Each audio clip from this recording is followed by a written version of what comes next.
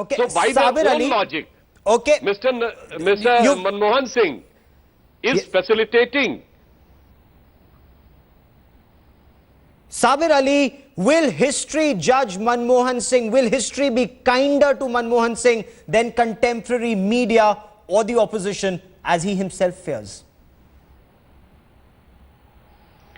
See, I'll say only one thing. The person who has not given the justice to own estate, definitely he is not going to give a justice to this nation.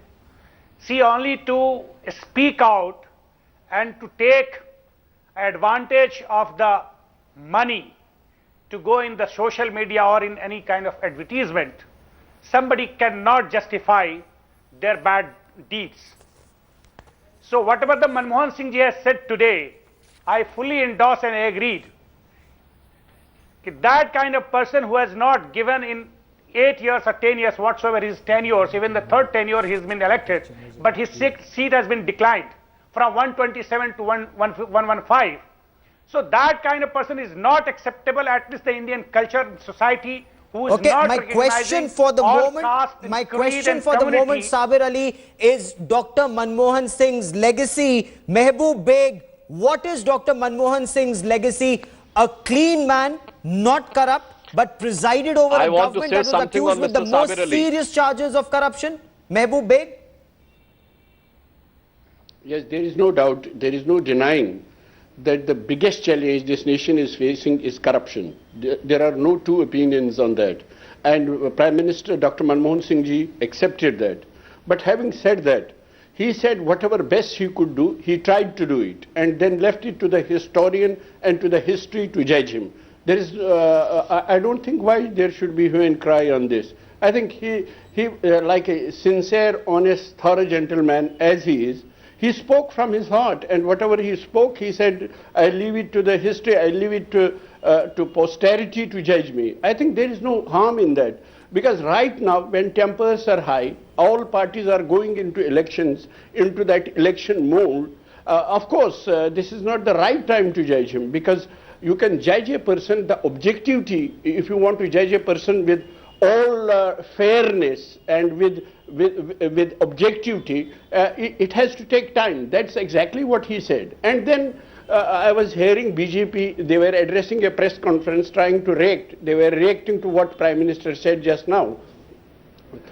People of the country spoke about UPA-I, and they gave a mandate to UPA to rule next time, second time. So to say that entire 10 years have been wasted is kind of negating the verdict given by the people of India. Okay. And that shouldn't be done.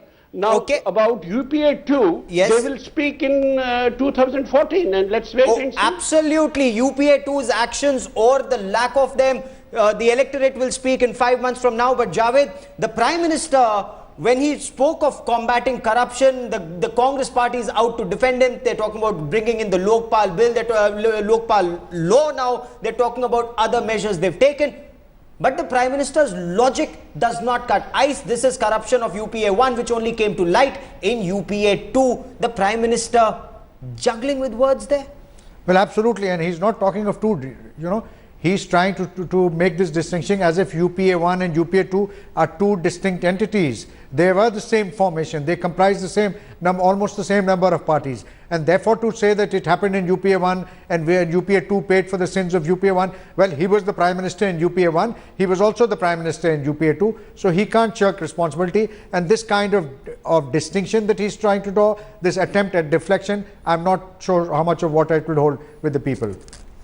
Now, a frontal attack was launched on the Gujarat Chief Minister or the BJP's Prime Ministerial candidate, Narendra Modi. And one of the questions that was posed to the Prime Minister, that are you an overrated economist and an underrated politician?